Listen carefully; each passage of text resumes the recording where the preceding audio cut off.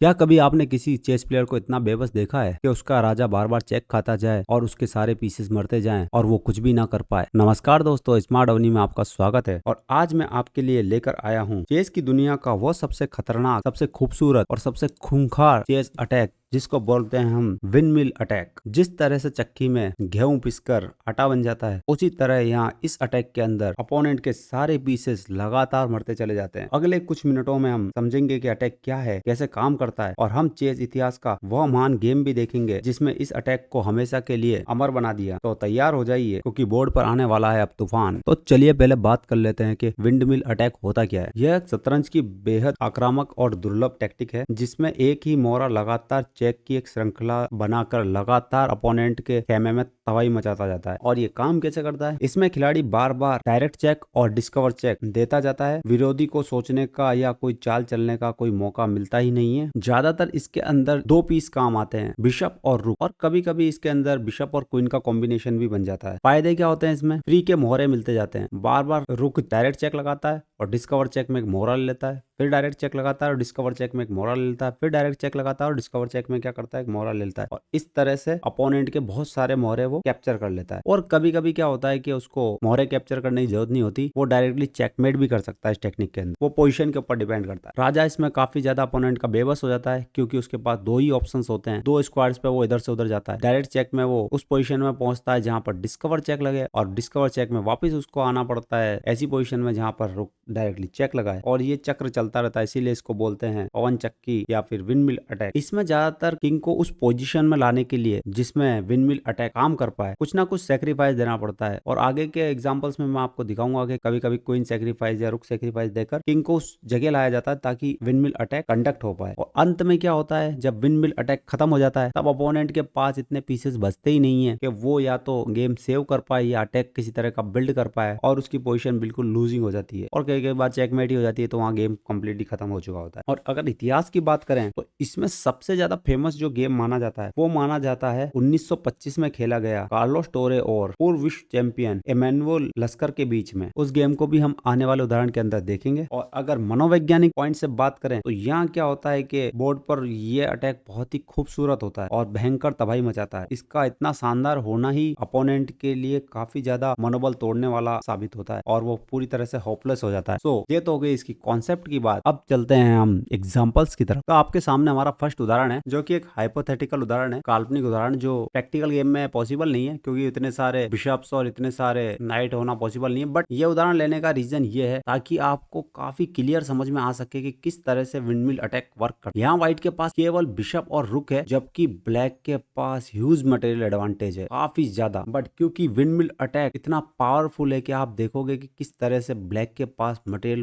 बिल्कुल खत्म हो जाएगा। तो फर्स्ट मूव यहाँ आती है रुक क्रॉस F7 और डिस्कवर चेक में ब्लैक के किंग के पास ओनली मूव, ब्लैक कहीं मूव नहीं हो सकता किंग को लेकर। ब्लैक केवल किंग को ले जा सकता है यहाँ G8, और यही उसकी सबसे बड़ी मजबूरी है कि उसको जाना पड़ेगा यहाँ G8। और अभी यहाँ पर रुक फिर से डायरेक्ट चेक लगाएगा और किंग के पास केवल एक ही ऑप्शन है, उसको जाना पड़ेगा यहाँ H8 और आना पड़ेगा वापस से डिस्कवर वाली लाइन पर। और अब यहाँ पर रुक सिंपली कैप्चर कर लेगा दूसरा नाइट, और फिर से किंग के पास केवल एक ही ऑप्शन होगा, उसको आना पड़ेगा यहाँ पर G8 और फिर लगेगा डायरेक्ट चेक। किंग को फिर से जाना पड़ेगा यहाँ H8 और डिस्कवर चेक के लिए आना ही पड़ेगा। और इसी तरह से यहाँ बार बार चेक लगते जाएंगे और सभी पीसेस जाते जाएंगे। और अब ये सिस्टम स्टार्ट होगा यहाँ G फाइल के ऊपर। किंग को जाना पड़ेगा ब्लैक के वापस से डिस्कवर वाली लाइन पर, और व्हाइट यहाँ पर कैप्चर करेगा G6। और ब्लैक के पास केवल एक मूव है, वो G8 पे नहीं जा सकता, अब उसको जाना पड़ेगा H7 पर। और H7 पर जाते ही यहाँ पर आएगा चेक, और फिर से उसको जाना पड़ेगा H8 पर डिस्कवर वाली लाइन के अंदर। और डिस्कवर वाली लाइन पे आते ही यहाँ आए नाइट कैप्चर, और ये चक्री बार बार चलती जाएगी और धीरे धीरे धीरे धीरे करके ब्लैक के यहाँ सारे पीसेस चले जाएंगे। और अभी तो यहाँ पर रुक भी जा रहा है, और ये पोजीशन जो आपकी फाइनल रहेगी, वहां पर ब्लैक के पास जीतने का कोई भी चांस नहीं बचा। चलते हैं हमारे सेकंड और सबसे ज्यादा फेमस एग्जाम्पल, कार्लोस टोरे और इमैनुअल लस्कर के बीच में खेला गया गेम। यहाँ पर व्हाइट ने सिंपली चला बिशप F6 और अपनी क्वीन दे दी सेक्रीफाइस, और ब्लैक ने सिंपली इस क्वीन को कर लिया एक्सेप्ट। और अभी यहाँ पर रुक सामने है किंग के और बिशप यहाँ पर तैयार है, तो यहाँ आया चेक। किंग के पास केवल सिंगल ऑप्शन है, उसको जाना पड़ेगा H8 पर, और ये हमारा सेटअप तैयार हो गया। और यहाँ से स्टार्ट हो जाएगा वापिस से विंडमिल अटैक। रुक कैप्चर करेगा F7 को, किंग को आना पड़ेगा G8, फिर से आएगा रुक से चेक और किंग को जाना पड़ेगा H8 और अभी जाएगा यहाँ पर बिशप और फिर से किंग को आना पड़ेगा G8 और यहाँ पर रुक आएगा वापस से चेक और अभी किंग को जाना पड़ेगा H8। बट अब पॉन कैप्चर करना इतना अच्छा नहीं, क्योंकि पॉन कैप्चर करने से ब्लैक के रुक की लाइन खुलेगी। तो अब यहाँ पर कैप्चर ना करके हम जाएंगे G5 पर और लेने की कोशिश करेंगे उनकी क्वीन। किंग के पास केवल एक ही जगह है, उनको जाना पड़ेगा H7 और यहाँ चली जाएगी क्वीन और साथ में चला जाएगा ये गेम। बट कुछ लोग कह रहे होंगे अभी यहाँ तो किंग मूव हो सकता है और बिशप जा रहा है। हाँ बिल्कुल, यहाँ किंग मूव हो सकता है और अभी बिशप जा रहा है, यहाँ रुक जाएगा H3 पर और बिशप चला जाएगा और साथ में व्हाइट अभी ले लेगा पॉन को। और आप देख सकते हो व्हाइट के पास 2 रुक है, ब्लैक के पास 2 रुक है, व्हाइट के पास एक नाइट है, ब्लैक के पास एक नाइट है। बट व्हाइट के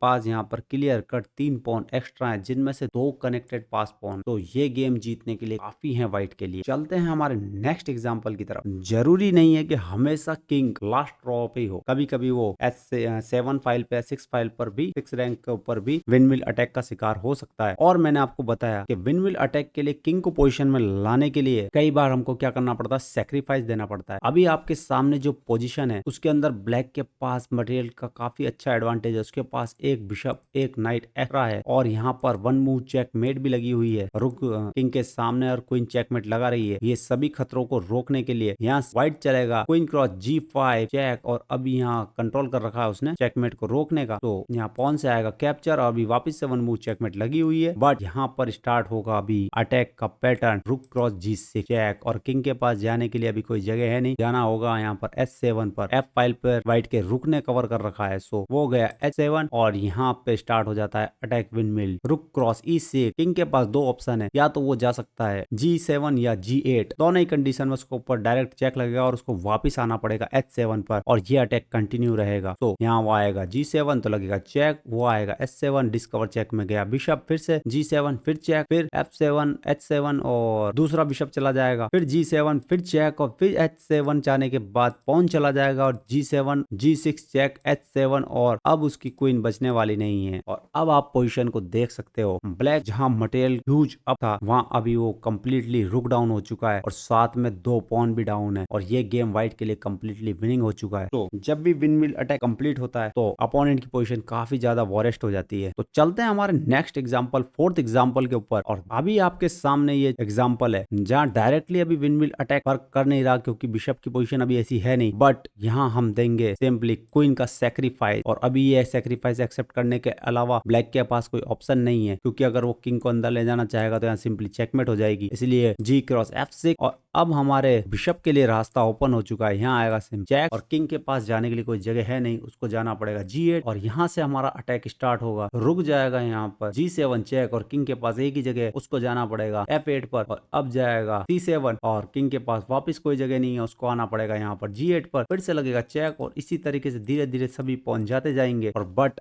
अब इस पोजीशन पे ना तो हम क्वीन को कैप्चर कर सकते हैं ना ही रुक को, क्योंकि अगर हम क्वीन कैप्चर करने गए तो रुक से रुक को कैप्चर कर लेगा और ब्लैक के पास अभी भी काफी ज्यादा मटेरियल है। उसके बाद 2 रुक और एक नाइट बचेगा 2 बिशप्स के बदले और वो गेम इजीली विन कर सकता है। तो यहाँ पर अब हम मटेरियल नहीं ले सकते, तो हम यहाँ क्या करेंगे? आप वीडियो को पॉज करके सोचिए, क्या आपके पास कोई और चाल है कि आप यहाँ कुछ कर सके या कोई चेकमेट लगा सके?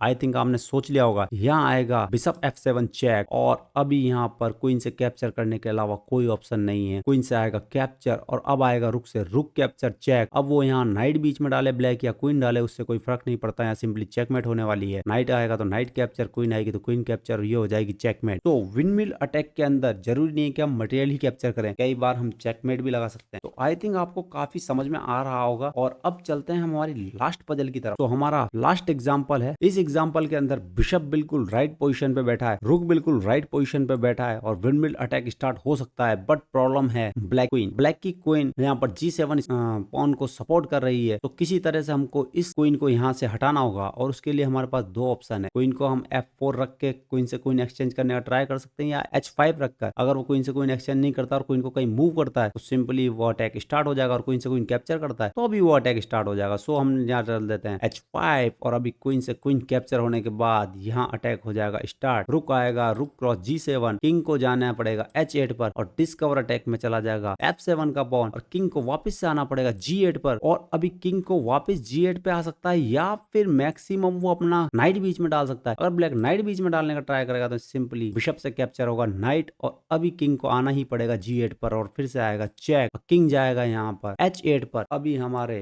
बिशप की लाइन भी ओपन होती है तो अब हमको कोई जरूरत नहीं है यहाँ जाके क्वीन कैप्चर करने की या पॉन कैप्चर करने की। यहाँ सिंपली हम दे देंगे डबल चेक के साथ वन मूव चेक मेट। तो आई थिंक आपको ये कॉन्सेप्ट समझ में आया होगा कि किस तरह से विंडमिल अटैक वर्क करता है। अगर आपको ये कॉन्सेप्ट समझ में आया हो तो वीडियो को लाइक कीजिए, चैनल को सब्सक्राइब कीजिए और ऐसे ही कंटेंट देखने के लिए बने रहिए स्मार्ट अवनी पर। मिलते हैं नेक्स्ट वीडियो में, तब तक के लिए बाय बाय।